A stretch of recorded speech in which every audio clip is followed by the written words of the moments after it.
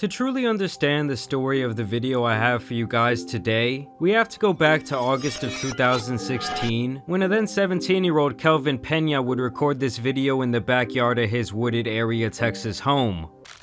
I just want to show everybody how I'm spending my day. I'm out here eating crackers with my pet deer. His name Money. I want everybody to meet him. I got you, bro. Eat up, Money.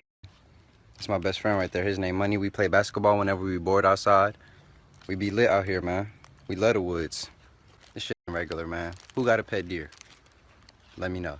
Kelvin might not have known it at the time, but in that moment he set his destiny to become one of the biggest what-ifs in internet history. That simple clip of him feeding the deer living by his house that he would call Money would take the internet by storm, and it seemed like almost overnight the persona of Brother Nature was born. Just to let niggas know that we don't play games out here, my nigga. It's another one walking up right to me. You, my nigga, bro. What's up? Some Pringles, bro. Some Pringles for you, my nigga. Eat that shit up. Soon every single day, Kelvin would be spending his time outside with his new deer family, feeding them anything from strawberries to fruity pebbles, and as more deer approached his house day by day, he would start giving them all names, even calling them his deer squad. Like the whole deer squad don't be out here. I got Bambi over here. I got Canela over there. I got Money right there. What's your name? Lola. Come on, Lola. Eat that. That's good. That's all good. But it's just a happy old deer family out here, man. But the most important deer he would call Canela. See this Canela right here? She's fearless. Eat that apple, man. That's that good, Canela. She fearless, man. She fearless. People online would take an extra liking to the friendship between Canela and Kelvin. They started calling him the Deer Whisperer, and he knew that the more content that he was making with that specific deer, the more popular his videos would become across social media, and the more good that he could do for others. What's up? What's up? Oh, yeah. Oh, yeah. On her ass, boy. We be out here hooping. Keep in mind, even though this was only about 7 years ago, the internet was a much more simple place, and short videos like this with virtually no production value could gain you millions of followers overnight. Soon, Brother Nature would attract the attention of local news outlets and other blogs who were reposting his content. He would even gain fame in his local community, and they would even start showing his clips on ESPN. And the friendship is lasting as long as the food is lasting. Right, they're going to turn on him one day. It is going to be really, really ugly. Because once you're out of food, you are the food. Well, I want to be that guy's friend, but if Yeah. you're going to feed me donuts and crackers and chips and all that, that's a good deal. I want to go out there and live in the woods, waiting for that guy to come out with the food. I'll be the first one online. In the coming months, with his name heating up in these internet streets, Brother Nature would try and expand his brand by incorporating other animals into his content. Pringles on deck. What's up? What's up, Duck Squad? Yup. Come on. Come on, Geraldo. Eat that. That's that good. Yup. Day after day, he would continue to document these interactions, and even started to coin the phrase, "everybody eats." He started going pretty viral at this time, even buying himself a new car, and meeting up with other celebrities on the rise. Soon he was doing more work in his community, and really building up this image of a very charitable person, who many felt didn't have a bad or arrogant bone in his body. You see it, man. It just started off with me recruiting the deer squad, making sure they eat swell every day. But now I'm trying to make a change in the world. I'm trying to show everybody that it's okay to give back, and I have a mission on raising 180 meals this Thanksgiving for single parent families. This is something I would say is common for people who spend a lot of time publicly caring for animals, as it allows the viewer to kind of create their own image in their head about whoever is doing this. In only a few months, he had built up quite the rapport and presence online, becoming a legitimate content creator with a lot of eyes on his page. He would even make a featured film at the 2017 Sundance Film Festival about his relationship with these animals. My name is Kelvin Pena. I'm the subject of the film, and this film is about how I had multiple videos of me feeding deer in my backyard go viral in just 3 days. Over a year after going viral and gaining millions of followers, he started doing radio interviews, linking up with some of the most popular YouTubers and rappers, and seemed virtually unstoppable as he would be on the high of his life. This time last year, I was sitting down in my room. I was looking at my life. I went up to my pops and I was like, forget my job, Pops. I'm gonna be my own boss this summer. I was blessed with a buck coming into my backyard. I named him Money, and look where we at now, baby. I'm following my dreams. And while the deers never turned on him like that ESPN anchor said, I mean, the friendship is lasting as long as the food is lasting. All right, they're going to turn on him one day. It is going to be really, really ugly. Because that statement right there would be quite prophetic. Once the food runs out, you are the food. And in Kelvin's case, it would really be like once the gimmick ran out and he would show the world his true colors, he would get eaten alive by a whole nother beast, the court of public opinion, as the digital footprint that he would leave behind would be destined to end his career. And he is not the only one who should be worried about the digital footprint that we all leave behind on a daily basis. Anyone on the internet can find private information like your full legal name, your phone number, your email, and even your home address. This leaves individuals at risk of financial fraud, dark web leaks, and even identity theft. That's why I use an app called Aura to protect myself. They're today's video sponsor, and at Aura they pretty much have every internet safety tool that you'll ever need inside one application.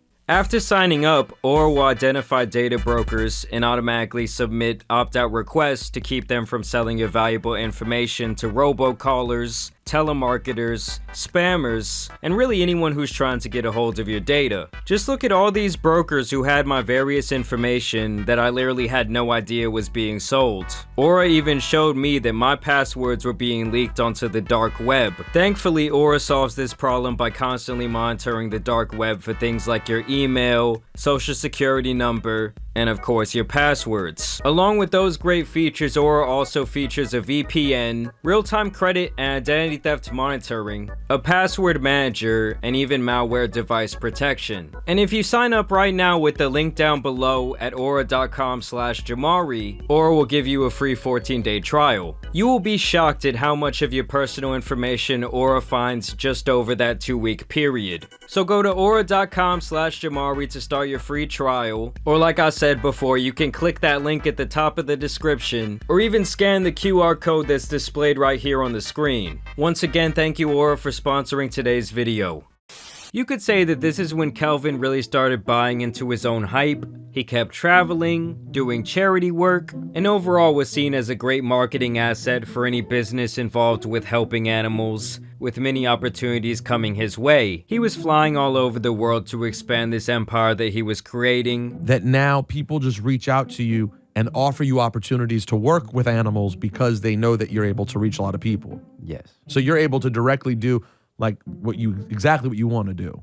exactly. Because animals are one of those universal things that almost everyone loves. So to see this Hispanic dude slide in and potentially serve as like a new age Steve Irwin-esque figure was very possible for him. This would have obviously led to a life of fame and fortune had he been able to go down that path. At this point, he had spent 3 years building his brand and reputation. He had long left behind those Texas deer. He had become not only wealthy, but was also achieving fame on a mainstream level, and overall had built himself up a massive brand. It was at this time he would also start dating very popular beauty guru Daisy Marquez, and it was like it was all the perfect storm for success, until it wasn't. In December of 2019, Kelvin would take a trip to Miami for a beach cleanup event, and sometime during that weekend he would step into a pizza shop and change the trajectory of his life and career forever. First, this tweet came out and went viral. "I just beat the dog shit out of Brother Nature in Los Sandwichetti," including a video of this random guy beating the brakes off of Brother Nature in the street. This would send the internet into a frenzy. After a few hours and much public speculation, Brother Nature would then chime in on Twitter to say, "I know there's a video out of me getting jumped. Everyone in the pizza shop literally just watched, with their phones out, and did nothing. Oh well," essentially painting himself as the victim in this whole situation. And so for a while, people sympathized with their animal-loving hero. But after this Keemstar interview, the story would quickly change. We got to La Sandwicheria, we order. He's already calling. The guys from La Sandwicheria are already calling. Last call, he's insisting that they let him sit there and not on the bar because I guess he felt too good to sit in the bar or something. Kept on arguing with the guy about it. The guy tells him, "Hey, can you do me a favor and leave? You're causing a disruption." So he comes up to me and he literally gets right in my face, like on the side of my face because I'm sitting towards the bar, so he's to my right. He gets right in my face and goes, "Yo, give me your phone right now." I don't know what he did. He takes a picture of us and he goes, "Oh, you two are dead men." Like before any of this, he comes back and he points at me. He goes, "Oh, come outside, pussy." I opened the door and I asked him what he wanted, and he said he wanted to fight me. He said, "Oh, I want a one-on-one with you." He goes, he puts his setup. We fought. I go inside to continue eating my sandwich. While I'm getting the video, I hear that he comes in running through the door and hits my cousin. I was fairly close, so when he does that, I grab him by the thing. Then he tries to hit me. He goes to the floor, and I kicked him 2 times. So according to this guy, not only did Kelvin instigate the physical altercation himself, he also acted like a spoiled brat and demanded to eat at this restaurant that was already closing, thinking that he was someone special. Above all of that, the video of him calling these guys a dead man surfaced online. Dead man. You see, Kelvin was intoxicated. Looking back, he describes this trip as if he had been drinking every day that he was in Miami and hanging out with a bunch of various women. Partying and stuff like that. So like the whole week, I was pretty lit that night specifically. And I would kind of just go with wherever it was convenient for me to just like kind of move on the up and up, which is f***ed up, you know what I'm saying? Cause I remember my brother looked at me, he's like, he didn't want to leave me by myself. And I'm like, nah, bro, don't worry about it. I'm gonna catch up with you later. He had already gotten embarrassed by these guys at the pizza shop, and he came back for more, sucker punching one of them after they refused to delete videos of him being entitled. This of course led to a further beatdown, and once all the smoke cleared and people saw the situation for what it really was, that's pretty much all it took to destroy his entire reputation that he had built up as this animal-loving nice guy. At the time, I'm like, I couldn't believe it. You know what I'm saying? Like, even when it's happening, like, you know, Right. I couldn't believe it. I'm like, what the f***? Like, this is crazy. You know, I Right. should have never reacted. You know what I'm saying? I was drunk and I was by myself. Like, I shouldn't have reacted. Like, me personally, like, and I did. And then that's it. And people would never let him live this down. The backlash against him was immediate and permanent, as the phrase, "we ain't forget," would be the only comment under every single one of his posts. And at that point, it was nothing but a downward spiral for this guy in terms of damn near every facet of his life. His fame dwindled,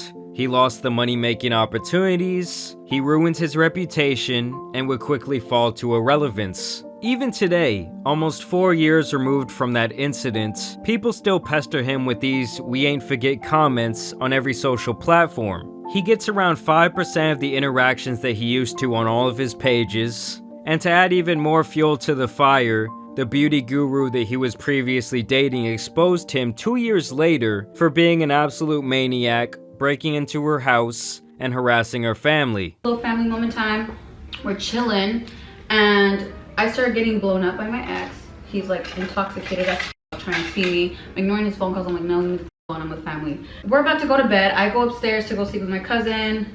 Wait, were you there? No. Oh, I don't think you were there. Anyways, my brother and my sister are there, whatever, and he decides to break in through the side door.